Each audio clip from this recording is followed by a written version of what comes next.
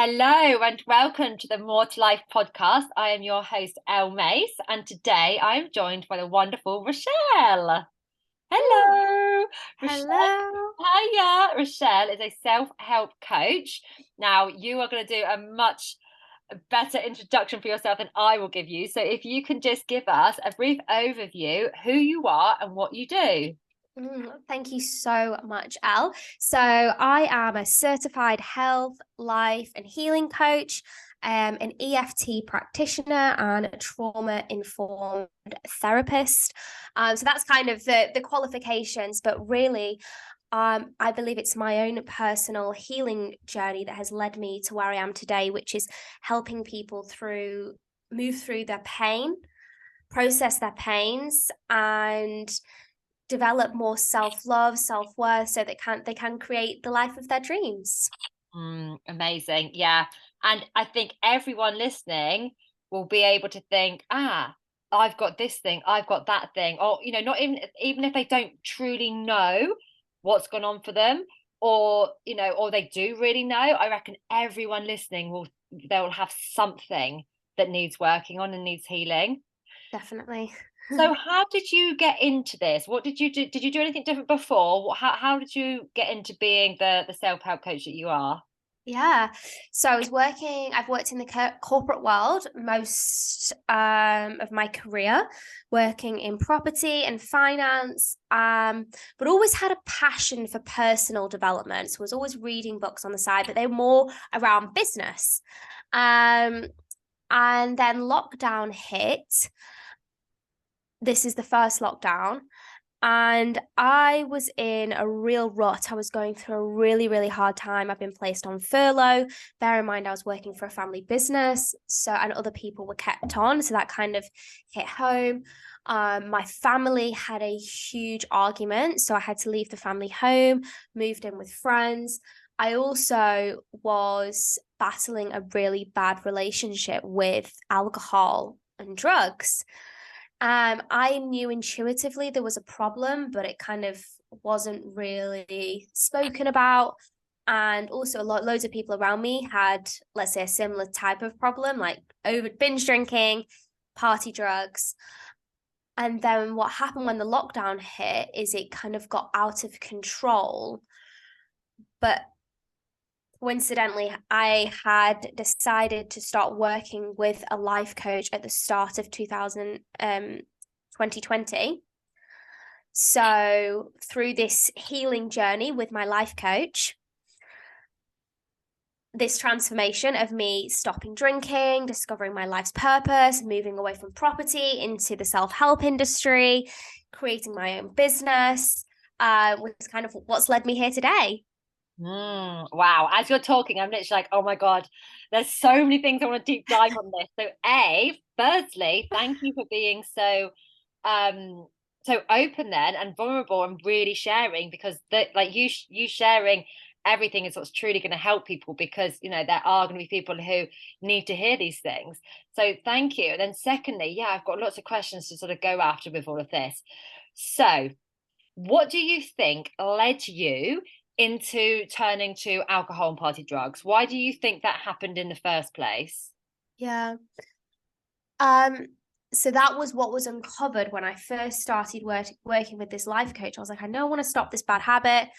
And then, as we peeled back the layers, it was what had happened to me when I was younger. I had a bit of a chaotic childhood, parents arguing, and my mum and dad going through like a 10-year breakup, divorce. It was all very messy, very complicated, very complex. And I was never able to process it, talk about it. Emotions are weak. That was kind of my 20s. Like, don't talk about what happens at home. Emotions are weak. You can't speak to anybody. So, how did I cope with that pain? It wasn't a conscious thing. It was like, I'm going to party, because when I party, I get to escape. Yeah. And it's just like that freedom. Even now, I can like think it was like a freedom, like escape. Yes, get to leave what's really going on inside. Yeah. It is that total escape, isn't it? Yeah. switch, you can easily switch off from whatever is going around and around in your head all day long. Yeah. And obviously, you know, drinking alcohol and doing party drugs, it's you can have thoughts and feelings that you struggle to get in the day. It's in when you're in that stress of that day to day, you know, trauma and what's going on. But then of course you get the after effect and Yeah. the, you know, and how you know, what comes up must come down kind of thing. Yeah. And when I came down hard. Yeah. And that was, I think, because I was using it because there was a deeper problem. It wasn't like I was getting addicted to the substance. It was numbing my emotions. I depended on it so that I could, so I didn't have to feel all this sadness, all this anger, this frustration. Then when I never wanted the night to end. I never wanted that moment to end. And then when it did end, it would come down low. And, you know, I had suicidal thoughts. It was so dark. It was so horrendous. I was so anxious. And I remember just getting to the point where these panic attacks were coming in hard. And that's when, like, it was like, okay, red flag, we need to make some changes. What was that turning point? Like, can you pinpoint, take yourself back to the day that you, because I'm sure there was thousands of days when you woke up and said, not doing this anymore, I'm sick and tired of this, I'm making so many changes, and then you fall back into your old habits and behavior. Yeah. What was the catalyst for you waking up that day and deciding it was enough, and it actually was? Yeah. The final time that I stopped drinking, the final, because there was a few moments where I knew that I wanted to stop and it like happened. It was really, really bad. But the final time was, I'd gone on a night out. I think I'd lost my phone in a taxi. I woke up on the floor. I'd gone through my boyfriend's phone and I'd like, so embarrassing. I literally like called because I'd lost my phone and he'd gone to sleep. And I decided to call every single person on his phone for like a chat.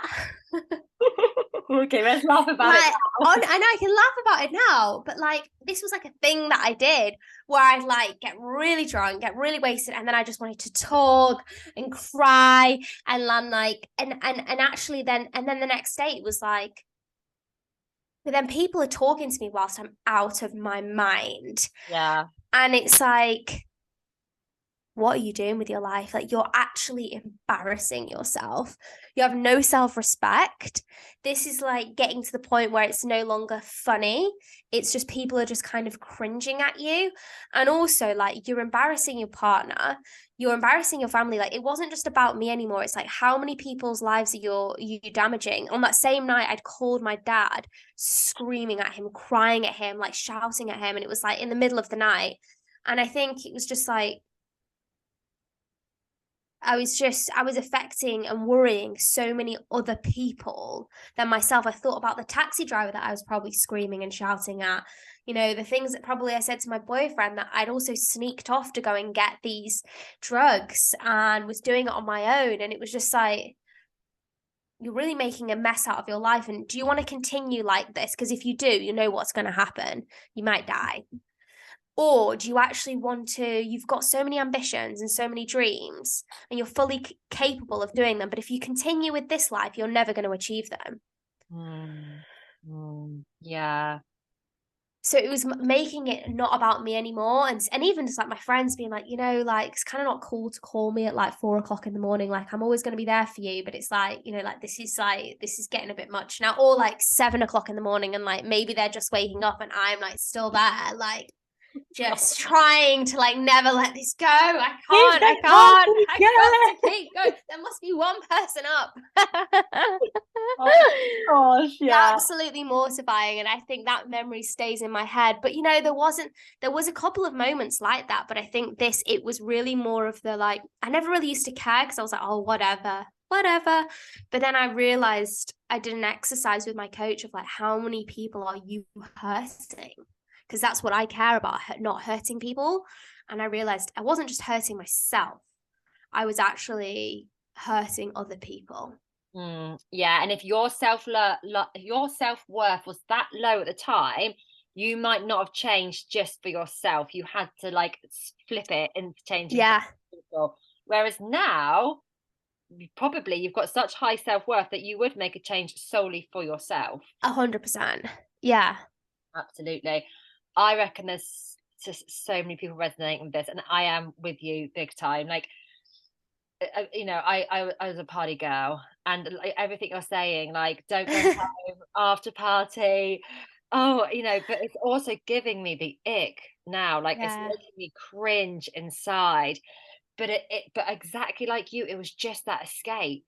Like, Mm, escape from feeling whatever it was I was feeling. And as you were talking, all I was thinking, all that was coming up in my head about you was, oh, inner child. Oh my gosh, I just want to give mm, your inner child like a big cuddle. Like, that I was all know. that was coming up for me as you were talking, like the screaming at your dad, the calling people, the taxi, whatever. Someone just needs to come up to you and be like, give me a cuddle. I know. I know. I just wanted to be loved, and it was a cry for help, Yeah, you yeah. know? Absolutely, a cry for help, and that was probably in the subconscious. So all that ringing people, Yeah. on the face of it, you're laughing and giggling or whatever, but behind the scenes, this is my way, my very complex way of reaching Yeah. out to you. Yeah. Yeah, big time. Yeah, I think, and the losing of the phones as well. I've got a friend actually, and she hasn't given up drinking alcohol yet, but she's definitely simmered it down. And she was Mm. like, when I realized I've lost like my 10th phone, I'm just like, something's gotta give. That's it. Like, there's a joke in my family. My dad's like, how many phones have you lost this year? That would be the thing. And I was kind of sick of it being a joke, you know? Yeah, and the problem with that is you probably sort of like played on you being the joke, so then everyone Yeah. else was able to also call you the joke. Yeah. Mm. Yeah. Being like, "Oh, I'm so funny. I'm the one that gets drunk and why Yeah. all the rest of it." Yes. Because that worked when you were younger, right? Yeah. That worked for me. Like, I was always the crazy 21-year-old. Yeah. I was still trying to do that until like my 30s, and it's like it doesn't work anymore. Yeah. Exactly. It doesn't, and I think that's why a lot of men and women that, like, as you reach your 30s, this conversation around, actually, is my relationship with alcohol unhealthy? Has Mm, anyone ever said to me that I should cut back? Like, when I'm having children, like, that was a big thing that came up for me. I thought, when I don't know how I'm going to be able to have children because I don't want to stop drinking for that amount of time that I'm pregnant. yeah, yeah, 9 months. Yeah, Uh, yeah, so I think it's about discovering what is that real big why? Is it you or is it someone else? You've got to find the biggest reason as to why that would motivate you to stop for a period of time. yeah, absolutely. Yeah, and I guess that can also be really hard for people, Mm, especially when they know their biggest why, but there's still something inside of them that is just pulling them back. And then I guess your self-worth is just decreasing because you're getting so frustrated with yourself that you've said, I'm not drinking. And then before you know it, it's Friday and you've got a wine in your hand and you're like, why can I not just honor what I've asked myself to do? yeah. So frustrating. So what I'm interested in is how you managed to make this transition. So that day that you said no more, that first like month, 2 months, 3 months, that first kind of like year when you would have had to transition big time with so many different things. Like, Mm, how did you cope with the saying no's? How did you cope with the urges? Like, what went on for you? yeah. So the first thing that I did was join AA because that was the only route that I knew to join, to get to be alcohol free. Now, I never wanted to join AA because it's like, oh my God, that's really scary. You got to be an alcoholic. To me, that was like you're like, somebody that drinks all through the day. But I did it because it was the only route that I knew how. So immediately, as soon as I joined, I got myself a sponsor. For 90 days, I spoke to this person every single day on the phone, went to a meeting for 90 days, did that sober. And then at the end of the 90 days, I remember them saying to me, so, are you an alcoholic? Can you say that? And I was like, no, I cannot say I'm an alcoholic because I'm not. I don't get out and want to have a drink. Like, it was never that. I was just a party person. I enjoyed having fun. Binging. Yeah, binging. So I actually dropped out of AA, and then I decided to try drinking again moderately. Within like a week, it was like, okay, we're just like literally, what am I doing? I'm back at this party again. Everyone's like, how's sober life, Rochelle? And and you just immediately your self-worth is just ruined, because you're like, wow, I can't believe I did 90 days, and look, I'm in exactly the same hole that I was 90 days ago. Mm. So I thought, right, I need a new method, because I don't want to go back to AA. I found it really depressing. I didn't want to do meetings for the rest of my life. So I sought out a coach online, that a girl that was young, that was like me, that had done the similar sort of party lifestyle, drank, binge drink, got into party drugs, and then got sober. And she coached me for 12 weeks, and we worked with the inner child, and we looked at my triggers, and we did the internal work that isn't necessarily done in AA, and actually looked at the healing that needed to be done around, what did inner child Rochelle need, and then also like helped me connect with sober women, to build my community, so that I wasn't feeling like I was on my own, and really looked at all of those different things that when you're getting sober is really hard. Like, what do I say when I go on a night out? Like, started putting like a strategy in place to get sober and to stay sober. And that was it, really. It was that those 12 weeks with her, putting a strategy together in place. And then ever since then, I've been on my own, and it was like all of a sudden something went like, oh my God, my life is amazing, and I don't actually need Mm. alcohol, and I don't want it. And Mm. also look at all the people that I'm inspiring, Mm. and they're all wanting to change their drinking habits as well. Oh my God, what an inspiration I Yeah, yeah, am. yeah, absolutely. There's definitely like a shift going on, isn't there? I'm seeing more and Definitely. more people like this last two or so years, and even more now, really a shift in going sober. Yeah. So did you like lose any friends? Did you have to like change your social circles at all? Yeah, that was my biggest fear. And what I did do is I took a massive step back, because that was one of the that was what I found really annoying when I stopped, when I did the 90 days, and then I went and saw my friends, and then like, within an hour it was like I was back in my old ways. And your friends aren't meaning, they don't ever want any harm for you, but it also, they want their fun friend, and they don't see the bigger picture, so your friends can actually be your biggest influences to slip backwards. So I think time away, showing them that this is really important to you, that it means a lot to you. And what I found is actually my friends really then gravitated and tried even harder to be like, look, we want to support you on this. Mm. We'll hang out with you during the day. Can we go on a walk? Because at first it was like a whole social anxiety element of going to a dinner with them or seeing them at all in the evening. So we flipped things around and started seeing each other for morning walks. Mm. Um, but only really, I'd say, the toxic people left my life. Yeah, yeah, yeah. The people that actually you only had something in common when you were drinking. So was it For anything sure. outside? And like everyone has probably got those friends that you met partying, and Yeah, every time you're with each other, you drink, you party, whatever. And actually you've never done something outside of that. exactly. Exactly. And that is it's a little bit weird, isn't it? Like, should we do something? Oh, different. Okay. What are we gonna talk about? I know. Yeah. And then you've also got the people that generally are, quite toxic for you and don't want to see you better yourself because they've actually quite enjoyed watching you keep slipping up and having your moments, Yeah. And unfortunately there are those people out there. Um, okay, so just like, is there anything that you miss about your old life, your before your sober life? No, definitely like 100% not. My life is 10 times better.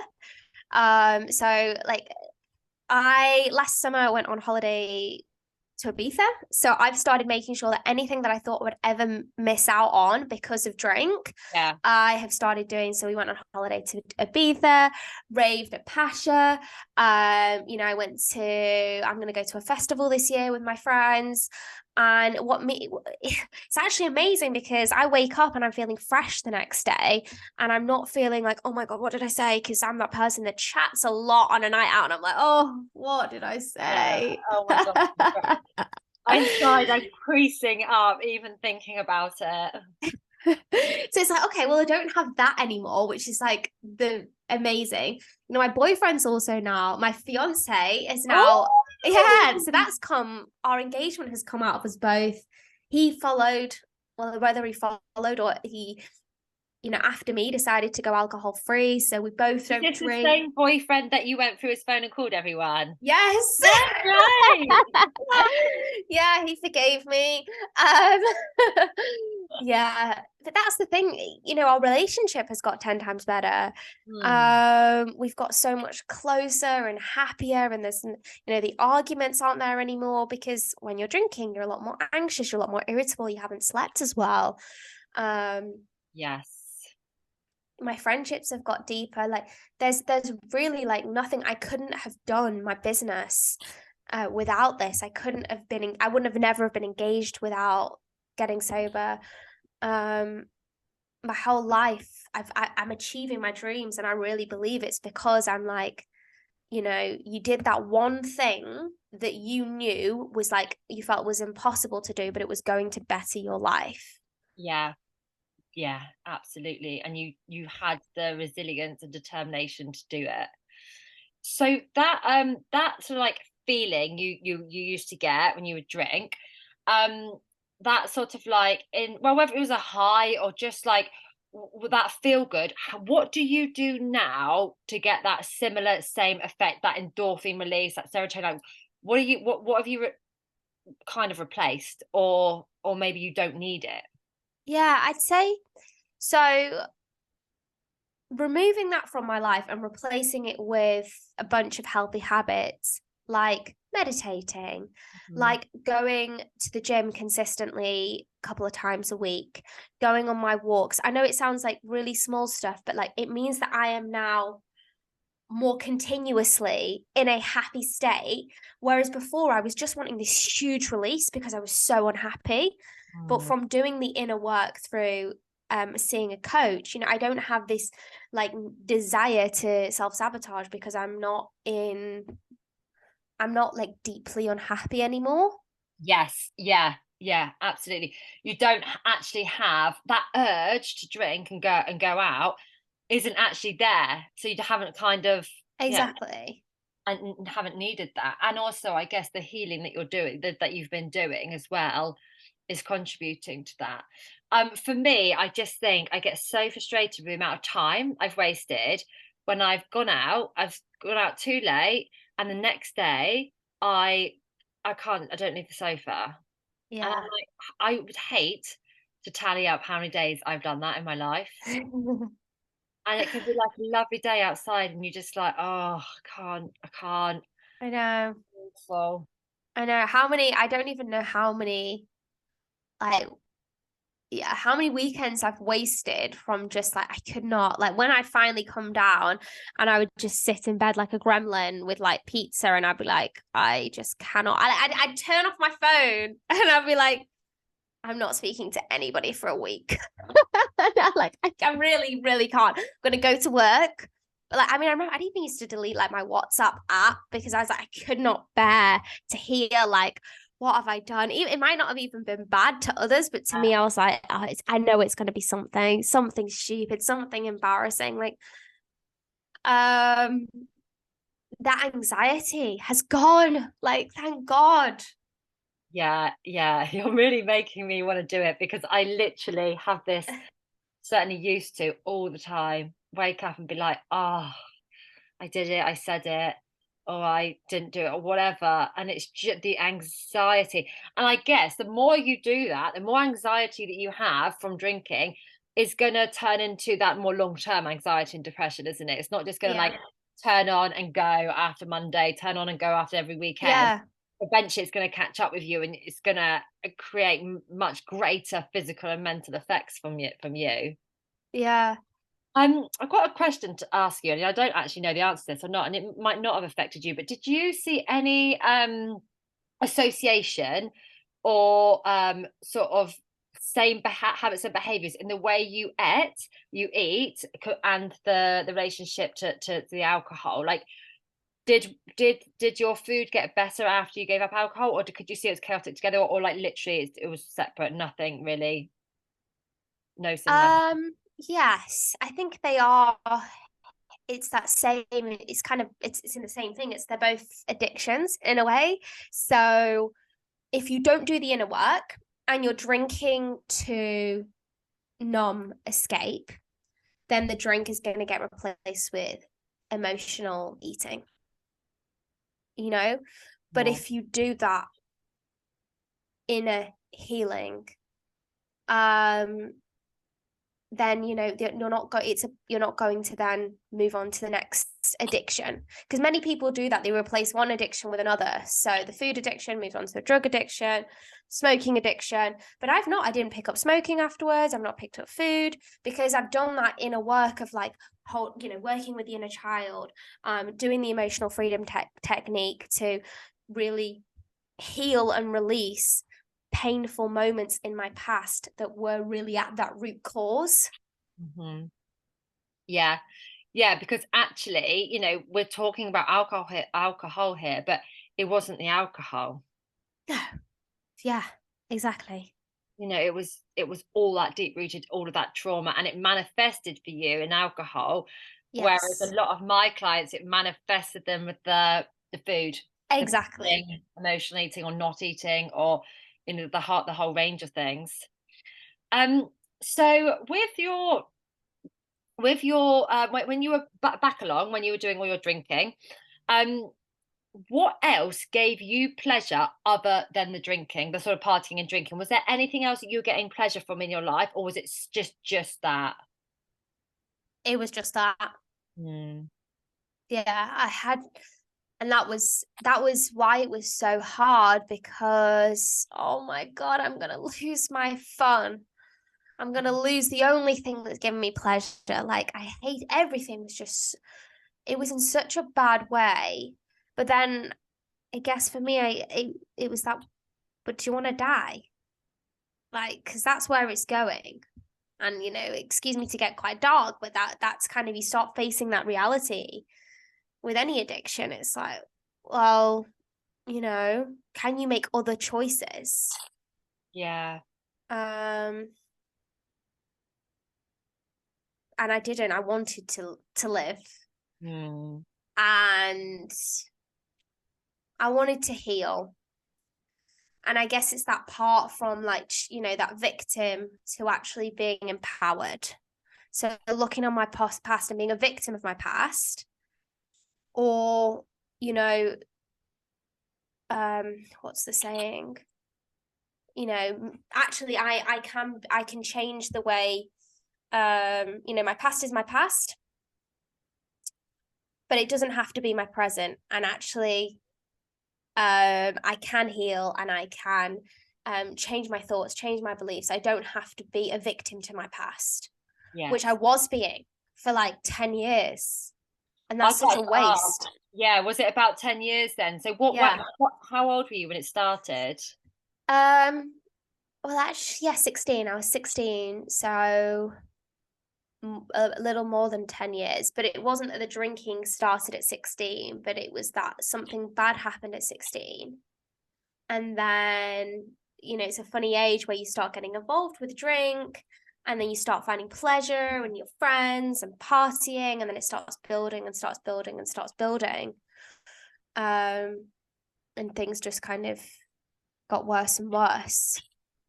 But I definitely felt like a victim for quite a while.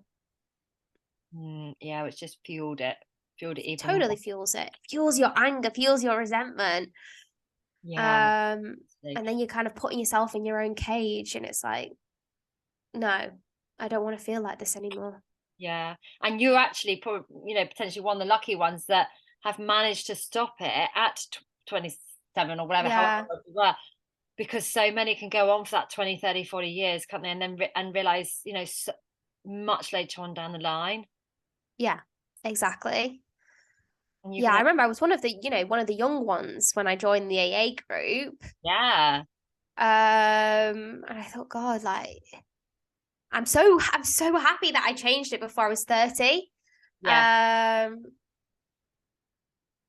yeah. yeah. You've done well. You've done really, really well. This is going to be very inspiring for people, even for the people that, you know, maybe not to the lengths that you were at, but even those people that do have those drinks on a Friday night, but actually they're not enjoying it. And that's something. Is I used to enjoy drinking, and I think I really did, although I might not have. But I'm noticing more and more now. If I actually get present and sit there, I'm not actually enjoying it. I think I am, because it's what it's what you've kind of done with Yeah. girls, and you do this and you do that. But like, of course, I'm not enjoying feeling slow and sluggish the next day and hungover. But am I actually enjoying the drinking when I'm Mm. there? And it's questionable.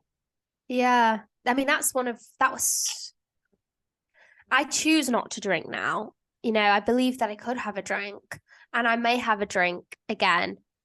But I choose not to drink, and because when these drinks, glasses of champagne, special occasions, things are put in front of me, I think, do I actually really want to have that? And no. The only drink I probably miss is like a spicy margarita, but like all the other drinks, I'm like, I don't really enjoy champagne. I don't really enjoy wine. Like, no. And then do I enjoy the feeling? It's like I know after one glass, like I do get drunk. And Mm. even more so as I got older, I felt like it hit me 10 times more. So is it worth me being all of a sudden like spaced out and not being able to hold a decent conversation together? No. Yeah.